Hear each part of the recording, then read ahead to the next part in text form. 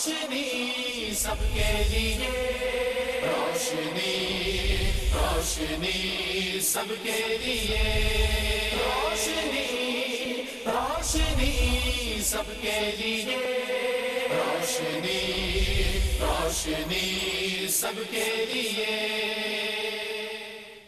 अल्लाह सुब्हानहू व तआला के नाम पाक से आगाज़ जो बड़ा मेहरबान निहायत रहम फरमाने वाला है, और करोड़ों दुरूद सलाम हमारे और आपके आका हज़रत अहमद मुज्तबा मोहम्मद मुस्तफ़ा सल्लल्लाहु अलैहि वसल्लम पर कि आपकी खिदमत अक़दस में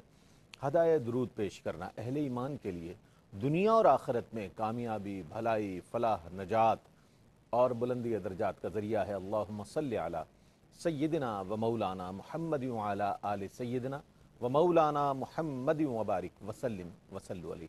नाज़रीन मोहतरम, अस्सलामु अलैकुम व रहमतुल्लाहि व बरकातुहू। मैं हूँ आपका मेज़बान मोहम्मद रईस अहमद और पेश किया जा रहा है प्रोग्राम रोशनी सबके लिए अखलाक़ी इक़दार। गुज़िश्ता हफ़्ते भी आपने पीर, मंगल, बुध, जुमेरात को इस सीरीज़ को देखा और इसी बुनियादी मौजू की अहमियत को पेश नज़र रखते हुए इंशाअल्लाह इस हफ़्ते भी इसको कंटिन्यू करेंगे, लेकिन ज़ैली मौज़ूआत हम तब्दील करते रहेंगे ताकि इस्लाह मुआशरा और इस्लाह अहवाल के हवाले से जो ARYQTV ने अल्हम्दुलिल्लाह ज़िम्मेदारी उठा रखी है उसको बहुस्न खूबी पूरा किया जाए और लोगों की इस्लाह और मुआशरे की इस्लाह का अमल जारी व सारी रहे। इस चैनल का काम भी यही है कि वो फ़र्द की इस्लाह चाहता है, मुआशरे की इस्लाह चाहता है, लोगों को कुरान और हदीस की तालीमात लोगों तक पहुँचाना चाहता है। नाज़रीन, आज बात करेंगे हम धोखे के उन्वान के साथ। इसके मुतरादिफ़ात को हम देखें तो उसमें मक्कारी भी आती है, उसमें चालबाजी भी आती है, उसमें दगाबाजी भी है, फ़रेब भी है और मुतफन्नी भी कहते हैं इसको डिक्शनरी की लैंग्वेज में, और न जाने क्या क्या इसके लिए ऐसे मायूब अल्फाज के साथ याद किया जाता है ऐसे शख्स को कि जो इन चीज़ों में मुलव्विस होता है और इन चीज़ों को का मुर्तकिब होता है कि अगर धोखेबाजी कर रहा है वो, तो ना उसका मुआशरे में, ना ख़ानदान में, ना किसी और मकाम पर कोई स्टेटस उसका नहीं होता, कोई उसका तशख़्ख़ुस कायम हो ही नहीं पाता, इसलिए कि वो इन तमाम चीज़ों के साथ पहचाना जाता है। अब ये चीज़ें अगर इसे ये समझा जाए जनाब ये तो बड़ी जहानत का काम है, आपने दूसरे को बेवकूफ़ बना दिया, उसके साथ चालबाजी कर दी, उसके साथ आपने मक्कारी कर दी, उसके साथ उसको फ़रेब दे दिया आपने, उसके साथ दगाबाजी कर दी, तो शायद हम बिलफ़र्ज़ मोहाल ये कह लें कि एक लम्हे के लिए या चंद लम्हात के लिए उसे फ़ायदा हुआ हो किसी चीज़ का, लेकिन ओवरऑल अगर देखें तो उसकी शख्सियत तो बिल्कुल दूसरे के सामने नेगेटिव हो जाती है, बिल्कुल मनफी हो जाती है। और समझने वाला ये समझता है कि जनाब मैंने तो वक्त निकाल लिया अपना और मैंने तो ऐसे हरबे इस्तेमाल किए, और ऐसे शख्स को बड़ी अहमियत दी जाती है आज के माशरे में, बड़े अफसोस के साथ ही कहना पड़ता है जनाब फ़लाँ से वो काम रुकता ही नहीं है, उसके पास न जाने क्या गुर है। गुर क्या है जनाब? यही है वो कि धोखा भी है, चालबाजी भी है जनाब। लेकिन हम ये देखते हैं, ये तो हम इस ज़माने की बात कर रहे हैं, लेकिन हम ये देखते हैं कि लोगों ने जब इखलास को छोड़ दिया, लोगों ने जब मोहब्बत को, लोगों ने ईसार को छोड़ दिया, क़ुरबानी का जज्बा लोगों में ख़त्म हो गया और फिर लोगों ने मनफी रास्ते इख्तियार किए, तो ये वो रास्ते हैं कि जिन्हें इख्तियार करके लोग ये समझते हैं कि जनाब हम तो बड़े माहिर फ़न है हर चीज़ के जनाब, हमसे तो कोई काम रुकता ही नहीं, हम जैसे मर्ज़ी निकाल ले काम। बार सूरत ये एक बहुत ही अहम आज का मौजू है। इस हवाले से हमें इस बात के हवाले से बग़ैर बुरा माने मुहासबा करना है, जहाँ जहाँ इस्लाहात की ज़रूरत है इस्लाह करें, और ज़ाहिर है इस प्रोग्राम का मकसद भी है ये। आज हमारे साथ मौजूद है मुमताज़ मारूफ़ आलिम दीन अल्लामा इकराम हुसैन अल क़ादरी साहब। अस्सलामु अलैकुम व रहमतुल्लाह। और माशाअल्लाह डॉक्टर महबूबुल हसन बुखारी साहब तशरीफ़ फरमाए हैं, मुमताज़ मारूफ़ रिलीजियस स्कॉलर है, तशरीफ़ फरमाए। अस्सलामु अलैकुम व रहमतुल्लाहि। वालेकुम अस्सलाम व रहमतुल्लाहि। अच्छा हज़रत धोखा है क्या, पहले तो इसका तारुफ़ हो जाए। वैसे तो मैंने इजमाली तौर पर जो मैं कह सकता था सरनामा कलाम में अर्ज़ कर दिया, फिर कुरान करीम धोखा किन किन हवालों से अपने तौर पर हमें अहकामात के ज़रिए बताता है जनाब फ़लाँ फ़लाँ चीज़ जो है धोखे में शुमार की जाती, कुछ फरमाइए। औज़ु बिल्लाहि मिनश्शैतानिर रजीम, बिस्मिल्लाहिर रहमानिर रहीम। रईस भाई, ये लफ्ज़ धोखा चूँकि उर्दू का लफ्ज़ है और ये तकरीबन चूँकि हर मुआशरे में पाया जाने वाला ऐसा वबाल है कि जो मुआशरे का आज जुज़्व ला यनफ़क बन चुका है, तो हर ज़बान में इसको मुख्तलिफ़ अल्फाज के साथ याद किया जाता है।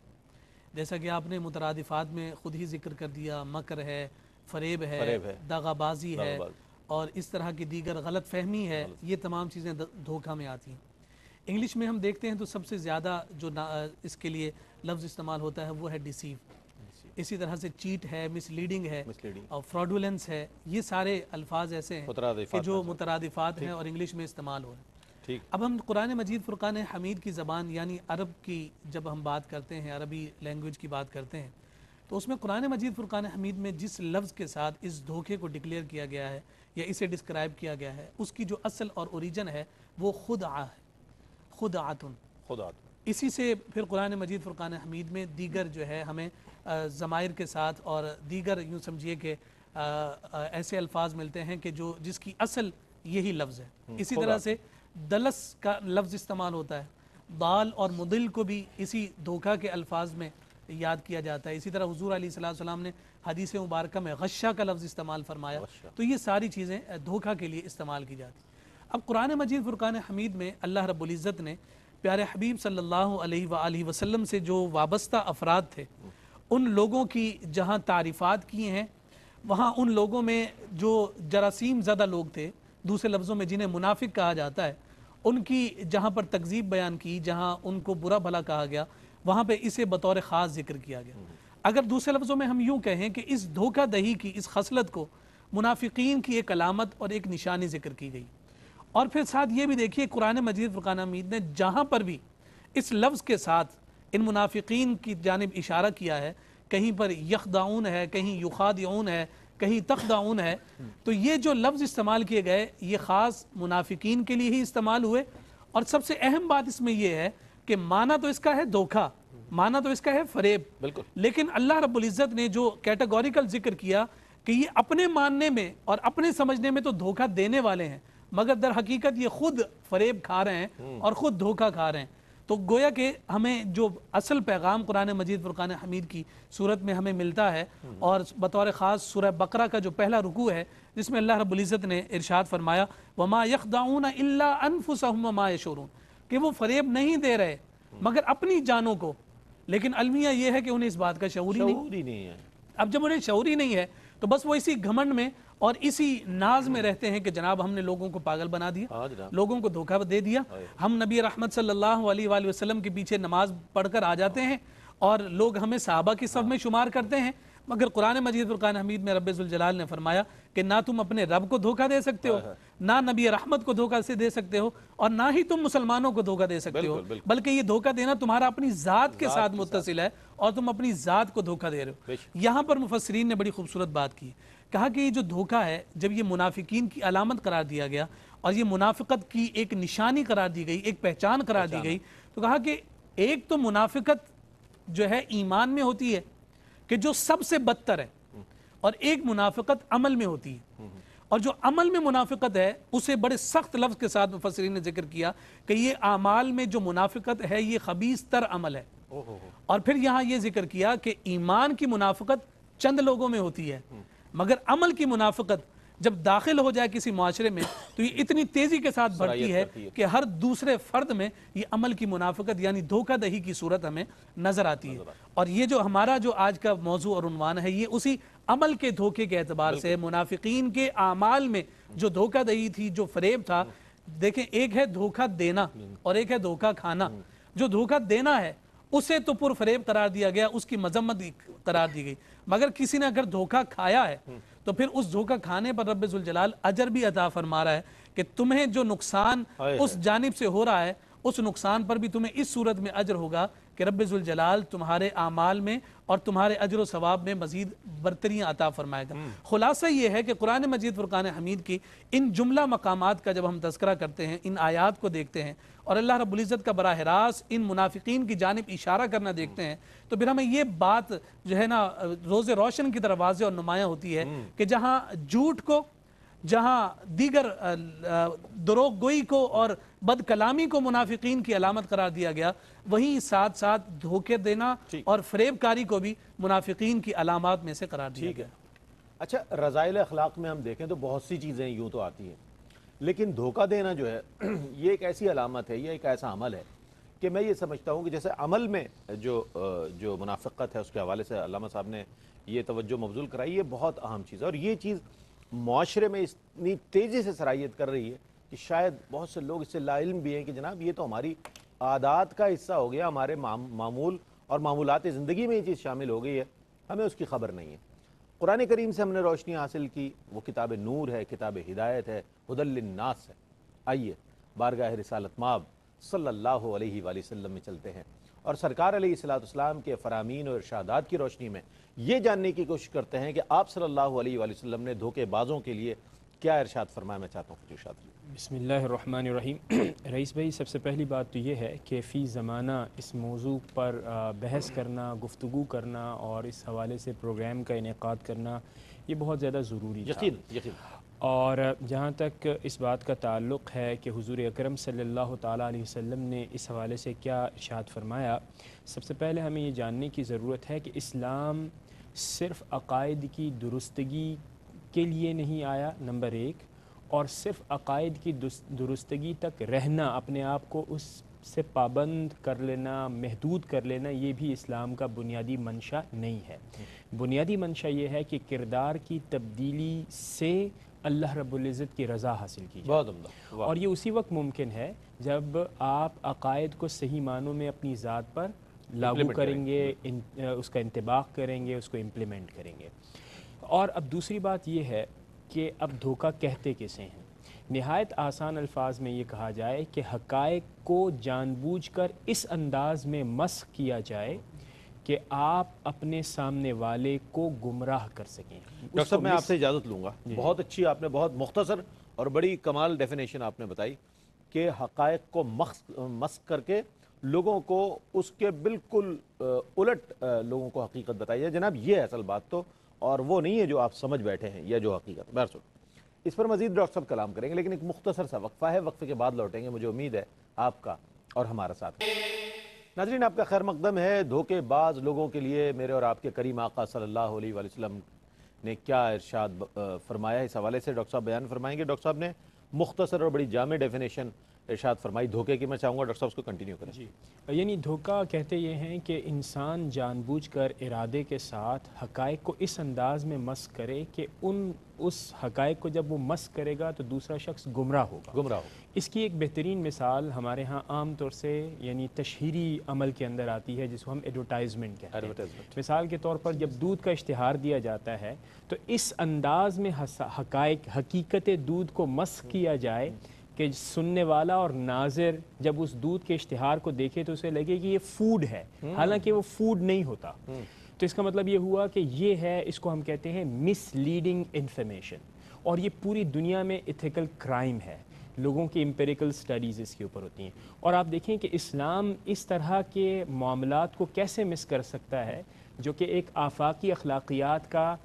اظہار کرنے والا ہے، جو کہ لوگوں کے اخلاق کو درست کرنے کا دعویٰ کرتا ہے۔ حضور اکرم صلی اللہ تعالیٰ علیہ وسلم کے بارے میں خود قرآن کریم فرماتا ہے وَإِنَّكَ لَعَلَىٰ خُلُقٍ عَظِيمٍ، یعنی اخلاقیات کے بلند مرتبے پر آپ فائز ہیں، اخلاقیات آپ بناتے ہیں کہ کیا ہے، لہٰذا حضور اکرم صلی اللہ تعالیٰ علیہ وسلم کے سامنے اس طرح کے اعمال کی خوب گرفت ہوگی۔ ایک بار حضور اکرم صلی اللہ تعالیٰ علیہ وسلم کسی مارکیٹ میں تشریف لے گئے، سامنے آپ نے دیکھا کہ وہاں پر خوراک رکھی ہوئی ہے، اور جب آپ نے اس کے اندر یعنی اس کو دیکھا تو دیکھنے کے بعد یہ پتہ چلا کہ اس کے اندر جو عیب والی شے ہے وہ چھپائی گئی۔ حضور اکرم صلی اللہ تعالیٰ علیہ وسلم نے اس دکاندار سے فرمایا کہ زیادہ بہتر یہ ہوتا کہ تم اس شے کو سامنے رکھتے تاکہ جو گاہک ہے، جو کہ خریدنے والا ہے، جو کہ کسٹمر آئے گا، کلائنٹ آئے گا، اس کے سامنے وہ عیب آ جائے۔ اور فرمایا کہ جو دھوکہ دہی کرتا ہے، جو دھوکہ دیتا ہے، وہ ہم میں سے نہیں۔ رئیس بھائی دیکھیے، غور کیجئے، حضور اکرم صلی اللہ تعالیٰ علیہ وسلم نے فرمایا دھوکہ دینے والا مسلمان نہیں ہے، یعنی اس سے اس کی شناخت چھین لی۔ مسلمانوں کی شناخت کو یعنی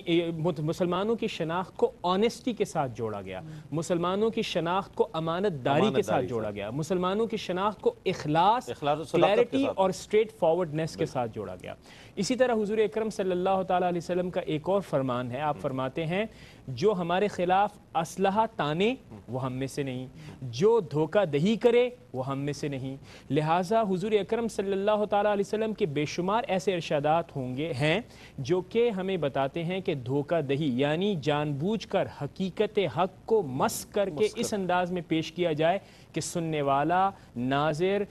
کوئی چیز خریدنے والا دھوکہ دہی اور فریب کا شکار ہو۔ اب دوسری بات یہ ہے کہ ہمارے ہاں عام طور سے تاثر یہ ہے کہ دھوکہ دہی کس میں ہوتی ہے؟ صرف اور صرف خرید و فروخت میں ہوتی ہے۔ رئیس بھائی صرف خرید و فروخت میں نہیں ہوتی، جب آپ نئے رشتے بنانے کے لیے نکلتے ہیں، جب آپ نئے دوست بنانے کے لیے نکلتے ہیں، اس میں بھی دھوکہ دہی ہوتی ہے، فریب ہوتا ہے۔ اس کے ساتھ ساتھ جب آپ نصیحت کرنے کے لیے نکلتے ہیں، جب آپ یعنی لیکچرز دینے کے لیے نکلتے ہیں، جب آپ بتاتے ہیں کہ آپ کے پاس علم ہے حقیقت کا، اس وقت بھی آپ دھوکہ دہی کی پوزیشن میں ہوتے ہیں۔ اس کے ساتھ ساتھ جب اللہ رب العزت آپ کو اختیار دیتا ہے، اختیار کا ایبیوز بھی دھوکہ دہی کے اندر شمار کیا جاتا ہے۔ اسی لیے حضور اکرم صلی اللہ تعالیٰ علیہ وسلم کی کئی احادیث مبارکہ اس حوالے سے تشریح بھی کرتی ہیں، اس حوالے سے اشارہ بھی فرماتی ہیں کہ جب آپ کے پاس اختیار آ جائے، جب آپ کے پاس علم آ جائے، جب آپ کو اللہ رب العزت نے ایمان کی دولت سے مالا مال کر دیا، اب آپ ذمہ دار مسلمان ہو چکے ہیں، آپ کے ایمان کا تقاضا بن چکا ہے کہ اب آپ کی اخلاقی ذمہ داری یہ ہے کہ آپ جس سے معاملہ کریں، جس کے ساتھ گفتگو کریں، جس کو کوئی خیر کی بات بتائیں، اس کو دھوکہ دہی میں قطعاً مبتلا نہ کریں، نہ اس کو اس بات کا شکار بنائیں۔ بہت اچھی بات ارشاد فرمائی، اور ایسے بہت سی ایڈورٹائزمنٹ کے حوالے سے بھی ڈاکٹر صاحب نے فرمایا، اور ہر یعنی کہ زندگی کا کوئی شعبہ ایسا نہیں ہے کہ جس میں دھوکہ نہیں دیا جاتا یا نہیں دیا جا سکتا۔ یہ انسان کے اپنے اس کے کردار کی بات ہے کہ وہ کہاں کہاں سچ بولتا ہے، یہ اس کے اپنے ایمان پر منحصر ہے۔ ادروائز کوئی بھی زندگی کا شعبہ ایسا نہیں ہے، خواہ وہ تجارت ہو، رشتہ داری ہو، دوستانہ ہو، کاروباری لین دین ہو، جو کچھ بھی ہے اس میں دھوکے کا عنصر موجود ہوتا ہے اگر کوئی شخص اس کو اپلائی کرے۔ بہر صورت اب میں یہ جاننا چاہوں گا، چونکہ سرنامہ کلام میں نے یہ بھی عرض کیا تھا، علامہ صاحب کچھ لوگ یہ سمجھتے ہیں دھوکہ دینے کے بعد اپنی چالاکی اور ذہانت اسے تصور کرتے ہیں جناب۔ اب یہ بڑی عجیب بات ہے۔ اچھا، ایسی ذہنیت رکھنے والوں کے بارے میں آپ کیا فرمائیں؟ بسم اللہ الرحمن الرحیم۔ رئیس بھائی، حضرت امام اعظم ابو حنیفہ رضی اللہ تعالی عنہ کا ایک واقعہ اگر ہم اپنے ملحوظ خاطر رکھیں تو یہ جو آپ کا سوال ہے اس کا جواب خود ہی امام اعظم کے اس تقوی اور اس کردار کے ذریعے سے ملتا ہے۔ ایک بزرگ ہیں سیدنا حفص بن عبد الرحمن رحمۃ اللہ تعالی علیہ، جو کاروبار میں حضرت امام اعظم کے پارٹنر تھے، اور ایک دفعہ کپڑا دیتے ہوئے حضرت امام اعظم نے ان سے یہ کہا کہ آپ اسے بازار بیچنے جا رہے ہیں تو اس میں یہ نقص اور یہ عیب ہے، تو جب آپ بیچنے لگیں تو گاہک کو یہ بتا دیجئے گا۔ لیکن وہ بتانا بھول گئے۔ جب وہ واپس منافع لے کر آئے تو انہوں نے دوبارہ ان سے پوچھا کہ کیا اسے بیچتے ہوئے آپ نے عیب کو ذکر کیا تھا؟ تو انہوں نے کہا کہ نہیں، میں تو یہ بتانا بھول گیا تھا۔ اس کے جواب میں حضرت امام اعظم ابو حنیفہ نے اپنے کردار کا وہ عملی مظاہرہ دنیا والوں کو کیسے دیا کہ جتنا منافع آیا تھا وہ سارا اپنے گھر میں رکھنے کی بجائے وہ سارا کا سارا صدقہ کر دیا۔ اب ایک طرف تو ہمارے اسلاف، ہمارے اکابرین کا یہ اسوہ ہے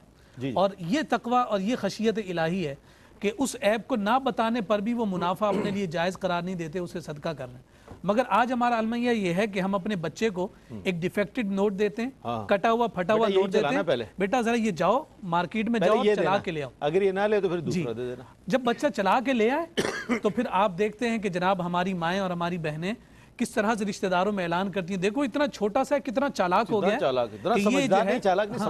کتنا سمجھدار ہو گیا ہے۔ مسئلہ یہ ہے کہ ہمارا جو پیمانہ ہے، جانچنے کا جو ایک ہمارا جو آلہ ہے، یعنی ہمارے معیارات چینج ہو گئے ہیں، علامہ صاحب، ترجیحات تبدیل ہو گئی ہیں، ویلیوز چینج ہو گئی، ہمارے معیارات ہم نے منفی چیزوں کو مثبت تصور کر لیا ہے۔ اب ذرا یہ دیکھیے، نبی رحمت صلی اللہ علیہ وآلہ وسلم کی اگر اس حدیث مبارکہ کو دیکھیں جس میں آقا کائنات صلی اللہ علیہ وسلم نے ارشاد فرمایا، لا یؤمن احدکم حتی یحب لاخیہ ما یحب لنفسہ، کہ تم اس وقت تک کامل مومن نہیں ہو سکتے جب تک اپنے بھائی کے لیے وہ چیز پسند نہ کرو جو اپنے لیے پسند کرتے ہو۔ میں آپ سے یہ سوال کرتا ہوں، کیا آپ اپنے لیے پسند کریں گے کہ آپ کسی سے ملاوٹ والی شے خرید لیں؟ ہرگز نہیں۔ کیا آپ اپنے لیے یہ پسند کریں گے کہ جناب کوئی آپ کو دھوکہ دے کر جو ہے آپ کی جیب خالی کر لے اور ایک بہت سستی ساری شے جو ہے آپ کو مہنگے داموں فروخت کر دے؟ یہ ساری چیزیں جب آپ اپنے لیے پسند نہیں کرتے، تو پھر آپ اپنے دوسرے مسلمان بھائیوں کے لیے کیسے پسند کر لیتے ہیں؟ پھر جہاں یہ عالم بھی دیکھیے کہ جیسے ابھی ڈاکٹر صاحب نے بھی اس جانب ذکر کیا کہ کاروبار کے علاوہ بھی، خرید و فروخت کے علاوہ بھی ہر عمل میں دھوکہ دہی ہے، لیکن حضور علیہ السلام نے بطور خاص کاروبار کو ذکر کیوں کیا؟ اس لیے فرمایا کہ کاروبار کے ساتھ بطور خاص حلال اور حرام کا تعلق ہوتا ہے، اور اس حلال اور حرام کا وہ لقمہ جب پیٹ میں جاتا ہے تو پھر وہ دھوکہ دہی مزید تیزی کے ساتھ اور مزید سرعت کے ساتھ ہمارے معاشرے میں اور ہماری زندگیوں میں راسخ ہوتی چلی جاتی ہے۔ اس کا سد باب ہو جائے، سد ذرائع ہو جائے، تو سد ذرائع انہی کاروباری معاملات کے ذریعے سے ہوتا ہے۔ اب یہاں یہ دیکھیے کہ حساس کتنا ہے شریعت مطہرہ کا حکم ہمارے لیے کہ کسی شے کو بیچتے ہوئے قسم کھا کر اسے بیچنا، یعنی جھوٹی قسم دے کر بیچنا بھی دھوکہ دہی میں شمار کیا گیا۔ ترمذی شریف کے حدیث مبارکہ نبی رحمت صلی اللہ علیہ وآلہ وسلم نے ارشاد فرمایا کہ ایک شخص ہے کہ جس نے اپنے مسلمان بھائی کو یہ قسم کھا کر بیچیا کہ اس کی قیمت اتنی لگ چکی تھی مگر میں آپ کو اتنے میں دے رہا ہوں، حالانکہ وہ قسم نہیں، غلط قسم کھائی اس نے اور اتنی قیمت نہیں لگی تھی۔ تو حضور علیہ السلام نے ارشاد فرمایا، کتاب التفسیر میں امام بخاری نے بھی ذکر کیا، اس پر یہ آیت مبارکہ نازل ہوئی، ان الذین یشترون بعہد اللہ و ایمانہم ثمنا قلیلا، کہ دیکھو یہ لوگ کیسے ہیں جو اللہ رب العزت سے عہد اور اپنی قسموں کو اتنے چھوٹے سے مال کے بدلے میں بیچ دیتے ہیں۔ اب اس سے آپ اندازہ لگائیے کہ ہماری شریعت کا حسن کیا ہے، اس کی نظافت کتنی زیادہ ہے اور اس کی حساسیت کتنی ہے کہ اتنے چھوٹے چھوٹے معاملات میں ہماری رہنمائی کر کے بڑی دھوکہ دہی سے ہمیں بچایا جاتا ہے۔ یہاں ایک اور بڑی لطیف بات ہے، اب آپ ذرا یہ دیکھیے کہ عام طور پہ ہمارے ہاں محاورہ ہے نا کہ عقل جو ہے بادام کھانے سے نہیں دھوکہ کھانے سے آتی ہے۔ اچھا کیوں دھوکہ کھانے سے آتی ہے؟ اس کا پس منظر نبی رحمت صلی اللہ علیہ وسلم کی وہ حدیث مبارکہ، حضور علیہ السلام نے فرمایا کہ مومن کبھی بھی ایک سوراخ سے 2 دفعہ نہیں ڈسا جاتا۔ اس کا مطلب کیا ہے؟ اگر اس کو ہم مزید وسعت کے ساتھ دیکھتے ہیں تو اس کا معنی اور مفہوم یہ ہے کہ مومن جو ہے ایک شخص سے اگر ایک دفعہ دھوکہ کھا لے گا دوبارہ نہیں کھائے گا، مطلب یہ ہے اس شخص سے ہمیشہ کے لیے اعتبار اٹھ جائے گا۔ دھوکہ دینے والے کو یہ بھی سوچنا چاہیے کہ تم کتنے دن ان پیسوں کے ساتھ اپنا گزارا کر لو گے۔ تمہاری ایک دفعہ ریپوٹیشن اگر مارکیٹ میں خراب ہو گئی تو تمہاری طرف کوئی محبت بھری نظر سے بھی نہیں دیکھے گا، تمہاری جانب ہمیشہ حقارت کی نگاہ سے دیکھا جائے گا۔ جب بھی تمہاری پہچان ہوگی وہ دغاباز، وہ فریب کا، وہ مکار آدمی، بتائیے جب دنیا میں معاشرے سے آپ کی عزت ہی اٹھ جائے تو پھر اس کے بعد دھوکہ آپ کو سب کچھ تو دے سکتا ہے مگر وہ عزت دوبارہ آپ کی کبھی بحال نہیں ہو سکتی۔ اس لیے ہمیں ان تمام جہات میں اس دھوکے کی تعریف کو دیکھنا چاہیے، اپنے جملہ معاملات میں ان فریب کاریوں سے اپنے آپ کو محفوظ رکھتے ہوئے حضور علیہ السلام کے ان فرامین پر عمل کرنے کی کوشش کرنی چاہیے۔ اچھا، بہت عمدہ انداز میں علامہ صاحب نے اپنے جواب کو مکمل فرمایا۔ یہاں پر یہ جاننا بھی بہت ضروری ہے کہ دھوکہ دینے والوں سے کس طرح بچا جا سکتا ہے، کیونکہ معاشی اور فکری ہر محاذ پر، جیسے آپ نے اپنے گزشتہ جواب میں بھی ارشاد فرمایا،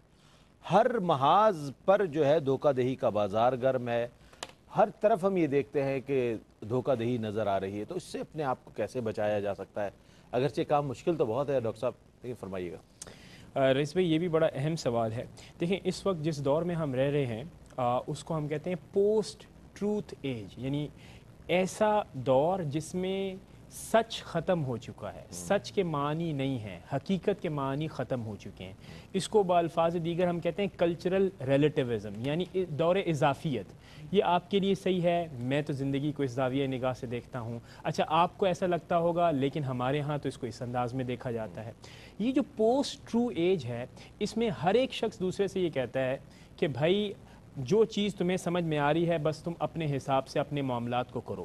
اور اس پورے پرسپیکٹیو کے اندر رئیس بھائی جو سب سے زیادہ جو چیز پس پشت چلی جاتی ہے اور مارجنلائز ہو جاتی ہے وہ کیا ہے؟ اللہ کا دین، جو کہ آفاقی مذہب ہے، اور اللہ رب العزت کے پیارے نبی حضرت محمد مصطفیٰ صلی اللہ تعالیٰ علیہ وسلم کا جو اخلاق کا نمونہ ہے، جو میزان ہے، جو پرکھنے کا آلہ ہے، اس کے مطابق ہم پرکھے جائیں گے۔ فی زمانہ ہمیں یہ محسوس ہوتا ہے جو کہ سب سے زیادہ سمجھدار، چالاک، عیار، مکار شخص ہوگا، چونکہ وہ اس وقت مال و دولت کے اندر، طاقت کے اندر بہترین پوزیشن پر موجود ہے، لہٰذا ہمیں اس کو فالو کرنا ہے اور اس کی کیس اسٹڈیز بنا کر ہم اپنے مستقبل کے معماروں اور مستقبل کے جو بزنس مین ہوتے ہیں ان کو سکھاتے ہیں، دیکھو فلاں شخص نے ایسے پیسہ بنایا تھا، ہم یہ کریں گے تو پیسہ بن جائے گا۔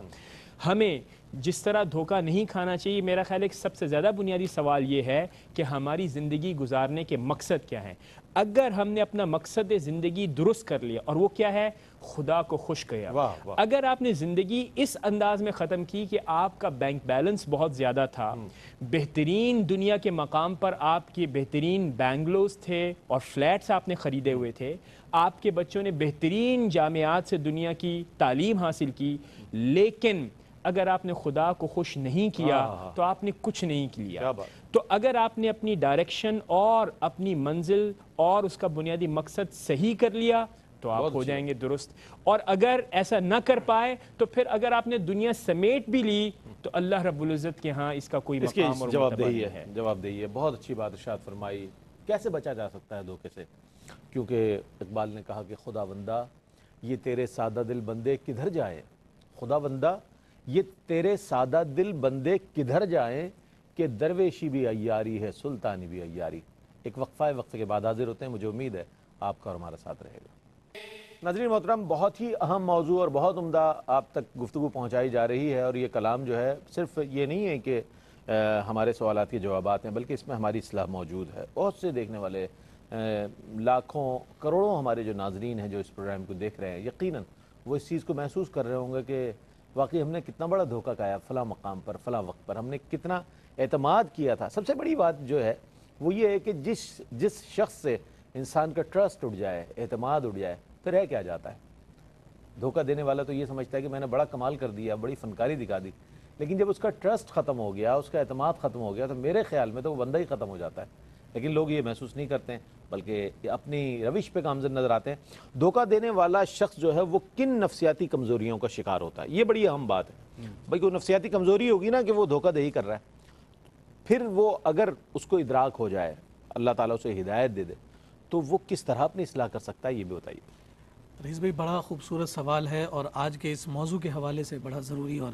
اہم ہے۔ ذرا یہ دیکھیے کہ ظاہر سی بات ہے کہ ہر برے عمل کا ایک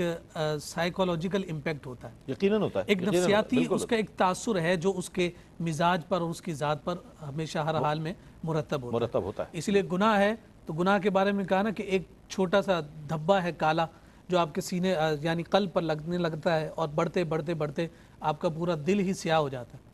اسی طرح سے اب دیکھیں، جب یہاں ہم نفسیاتی ان کمزوریوں کی طرف دیکھتے ہیں تو سب سے بڑی بات جو ہمیں حدیث مبارکہ کی روشنی میں ہمیں سمجھنی چاہیے، حضور علیہ السلام نے ارشاد فرمایا، حضرت انس بن مالک رضی اللہ تعالیٰ عنہ نے روایت کیا، فرمایا المؤمن مرآۃ المؤمن، کہ مومن جو ہے مومن کا آئینہ ہے۔ یعنی ایک مسلمان جو ہے وہ دوسرے کو جب دیکھ رہا ہے تو وہ اسے اپنے جیسا ہی دیکھتا ہے۔ یہ ایک ایسا نفسیاتی بیماری دھوکے باز کو لگ جاتی ہے، وہ خود تو دھوکے باز ہے ہی، نتیجہ یہ نکلتا ہے کہ وہ ساری دنیا کو دھوکے باز سمجھتا ہے۔ ہر ایک کو یہ سمجھتا ہے کہ جناب میں نے اگر چکری کی ہے تو یہ بھی 2 نمبری کرتا ہے، میں نے اگر دھوکہ دیا ہے تو یہ بھی فریب کاری کرے، تو ایک ایسا معاشرے کا وہ فرد بن جاتا ہے کہ جس میں اسے ہر ایک شے سیاہ ہی نظر آ رہی، ہر چیز بری ہی نظر آ رہی۔ بتائیے کہ جس کو اپنی آنکھ سے اچھائی نظر ہی نہ آئے تو اس سے بڑی نفسیاتی بیماری اور کیا ہو سکتی ہے؟ صحیح بات۔ اچھا، پھر اس کے ساتھ ایک اور چیز، دھوکہ باز ہمیشہ عدم تحفظ کا شکار ہو جاتا ہے۔ اچھا، اس کا یعنی اس کی ہم مثال یوں لے لیں کہ وہ عدم تحفظ کا شکار یوں ہے، اور اس میں ایک ایسا خوف بیٹھ گیا ہے کہ اب اس نے اگر کسی کو دھوکہ دیا ہے تو اسے یہ خوف لاحق ہے کہ یار کہیں اسے پتہ نہ چل جائے،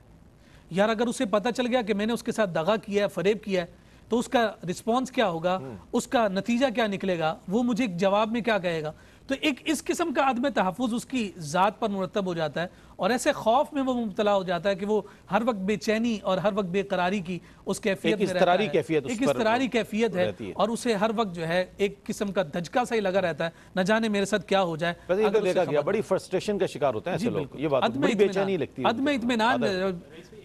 جی یعنی ایک اور خوف بھی یہ ہوتا ہے کہ یعنی جو دھوکہ دے رہا ہوتا ہے اسے یہ بھی ہمیشہ خوف ستا ہے کہیں میں بھی دھوکے کا شکار ہوں۔ یہی وہ عدم تحفظ یہی ہے نا کہ جیسا کرو گے ویسا بھرو گے۔ اب یہ فریز تو صبح شام وہ اپنی زبان سے دہرا رہا ہوتا ہے، لیکن یہ نہیں جانتا کہ میں نے جو دھوکہ دیا ہے اب میرے ساتھ بھی یہ معاملہ ہونے لگا۔ ایک طرف جہاں وہ سب کو اپنے جیسا تصور کر رہا ہے، پھر ان سے ویسا ہی رسپانس طلب کرنے کے لیے وہ ہر وقت پریشان بھی رہتا ہے، اور ایسے خوف میں مبتلا ہے کہ پھر اسے کوئی اور شے نظر نہیں آتی، اور پھر سب سے بڑا نفسیاتی جو بیماری اسے لاحق ہوتی ہے، اور یہ نفسیاتی کمزوری کے طور پر اگر ہمیں گردانا جائے، کہ وہ پھر عادی ہو جاتا ہے اس بات کا کہ لوگ اسے برے لفظوں سے ہی یاد کریں۔ بالکل بالکل ایسا۔ ایک عزت دار شخص ہو نا، اسے اگر کوئی شخص برا بھلا کہہ دے تو 2 دن تک اسے بخار رہتا ہے کہ یار اس نے مجھے برا بھلا کیسے کہہ دیا، کیوں کہہ دیا، میری عزت نفس مجروح ہو گئی۔ لیکن کوئی اگر اس دھوکے بازی کو ہی اپنا اوڑھنا بچھونا بنا لے تو پھر اس کے بعد اس کا ضمیر اتنا مر جاتا ہے بالکل بالکل کہ اب اسے اس بات کی فکر نہیں ہے کہ لوگ میرے بارے میں کیا کہیں گے۔ اور جب یہ بات اٹھ جائے اور لوگوں کا یہ ڈر اور خوف اٹھ جائے کہ لوگ میرے بارے میں کیا رائے قائم کریں گے، یہاں تک کہ جنازہ گزرا تو ایک جنازہ گزرا تو حضور نے کہ صحابہ نے کہا کہ جناب یہ بڑا نیک شخص تھا، متقی تھا، پرہیزگار تھا، تو حضور علیہ السلام نے فرمایا کہ اس پر جنت واجب ہو گئی۔ اور ایک شخص گیا اس کی برائی کی گئی، حضور نے کہا واجب ہو گئی۔ تو صحابہ نے جب دریافت کیا یا رسول اللہ دونوں کے لیے واجب کیا، کہا جس کی تم نے نیکی بیان کی اس پر جنت اور جس کی برائی بیان کی اس کے لیے دوزخ۔ اب یہ بیماری بھی ہمارے لیے لائق ہو گئی کہ ہمیں اچھے اور برے کی تمیز ہی ختم ہو جاتی ہے۔ جب اچھے اور برے کی تمیز ختم ہو گئی تو پھر وہ اصلاح کا جو پیکر ہے وہ بننے کے لیے وہ انسان کبھی بھی راضی نہیں ہوتا، وہ کہتا ہے بس ٹھیک ہے اب اس دلدل میں داخل ہو گیا ہوں، اب مجھے نہیں نکلنا، اب میں نے اسی میں زندگی گزارنی ہے۔ اس سے بڑا نفسیاتی مریض آپ کو کوئی اور نہیں۔ بہت اچھی بات، بہت اچھی بات۔ ایک تو یہ علامہ صاحب نے فرمایا کہ وہ مردہ ضمیر ہو جاتا ہے، اس کا ضمیر مر جاتا ہے، وہ اس بات کو معیوب نہیں سمجھتا کہ میں دوسرے کو دھوکہ دے رہا ہوں، دھوکے بازی کر رہا ہوں، فریب دے رہا ہوں، چالاکی، چال بازی، دغا بازی، جتنے نام لیں آپ، اس کے ساری مختلف اس کی ڈائمنشنز نظر آتی ہیں، میں مختلف اس کی ایک صورتیں نظر آتی ہیں۔ لیکن جب وہ اسے اس بات کا احساس ہی نہ ہو اور اس کا ضمیر مر جائے تو پھر وہ آخری عمر میں جیسا علامہ صاحب نے فرمایا کہ جب اسے یہ اگر احساس ہو بھی جائے تو کہے گا اب تو میں نے ساری عمر اس میں گزار دی، اب میرا کیا ہونا، میں نے تو اتنے لوگوں کا دل دھوکایا، اتنے لوگوں کو دھوکہ دیا بہر صورت۔ اب آج کے اس پروگرام کے کنکلوژن کی طرف آتے ہیں اور خلاصے کی جانب آئیں گے کہ آیا صرف یہ موضوع اس لیے نہیں ہے کہ آمدم نشستم برخاستم، اس موضوع کا مقصد یہ ہے کہ اصلاح احوال اور اصلاح معاشرہ۔ کیا فرمائے گا اس موضوع کی اہمیت کے حوالے سے اور کس طرح ہم اپنے آپ کی اور معاشرے کی اصلاح کر سکتے ہیں؟ رئیس بھائی، جو انسان کی فطرت ہے جسے اسلام یہ چاہتا ہے کہ اس کو اپنی اصل فطرت پر لوٹائے، وہ کیا ہے؟ وہ ہے اخلاص انسان کی راست بازی۔ اسلام نے اسی کا اہتمام کیا ہے اور دھوکہ دہی اسی کی نفی ہے۔ اب آپ ذرا غور کریں، جب ایک مسلمان اس بات کا اظہار کرتا ہے لا الہ الا اللہ، وہ اس بات کا اقرار بھی کرتا ہے کہ میں اللہ رب العزت کا جواب دہ ہوں، اپنا محاسبہ پیش کرتا ہے۔ اور جب کوئی شخص دھوکہ دیتا ہے تو اس کی نفسیات کیسی ہوتی ہے کہ میں تو کسی کو جواب دہ نہیں ہوں، میں نے اگر فرض کرے مسٹر اے نے مسٹر بی کو چیٹ کیا تو میں بنیادی طور پر پریکٹیکلی اس بات کو اناؤنس کر رہا ہوں کہ میرے اوپر تو کوئی بھی نہیں ہے جس کو مجھے جواب دینا ہے اپنے اعمال کا۔ تو سب سے بنیادی بات یہ ہے کہ دھوکہ دہی ہم صرف ایک پارٹ آف لائف سمجھتے ہیں، ہم یہ سمجھتے ہیں گھر کے اندر نہیں ہے، گھر سے باہر دھوکہ ہے۔ رئیس بھائی، بنیادی اس دور کا سب سے بڑا مسئلہ یہ ہے ہم اپنے آپ کو بھی ہر لمحے دھوکہ دیتے ہیں جب ہم دوسروں کو دھوکہ دیتے ہیں۔ آپ یہ دیکھیں کہ اس کا آغاز آپ کی اپنی ذات سے ہوتا ہے۔ مثال کے طور پہ دیکھیں